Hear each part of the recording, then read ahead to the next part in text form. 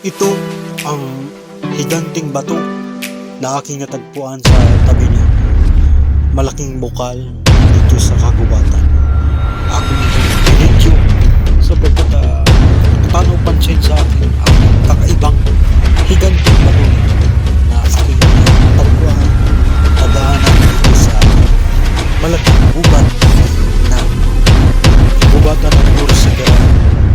Kakaiba ang pagkalaki at pagkasulid ng rock na ito na talagang solido, at ito ay nakakapitan ng ugat ng halamang gubat katulad ng baliti.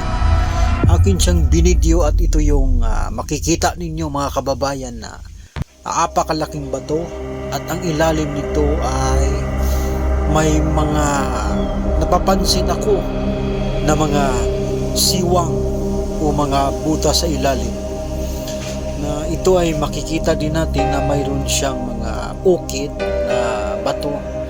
Medyo ang ganitong ori ng bato ay talagang million years na ang nakalipas o ang edad nito. Nakikita ninyo yung texture ng bato nito sa ilalim. Medyo may butas siya, mapanganib lang natin sisilip kasi baka mayroon na makikita na makamandag na hayop sa ilalim. Yan po yung makikita natin sa ilalim ng bato, at ito ay kinakapitan na rin ng mga ugat ng mga kahoy sa gubat.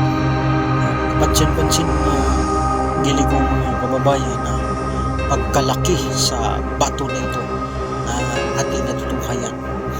Sa taas mayroon siyang malaking bukal ng tubig na tumatagas pababa. Super laki talaga ng bato na ito na ating nakikita dito sa kagubatan mga kababayan. Yung sa ilalim, ayan ho yung ilalim niya. Pwede kang magsilong dyan kapag umuulan, hindi ka mababasa dahil nakaangat at may siwang na malaki sa ilalim ng malaking bato na ito na ating nakikita. Ayan ho siya, ganyan kalaki, ganyan super laki talaga ang bato na ito natin napapansin. At yan naman yung magandang paliguan ngayong tag-init, summer na summer. Maganda magbaba dyan mga kababayan dahil napakalamig at napakalinis ng tubig. Yan lang po mga kababayan ang aking vlog sa araw na ito. Maraming salamat at pakisubscribe sa aking munting channel. Pagpalain nawa kayo ng ating Poong May Kapal mga kababayan. Magandang araw po.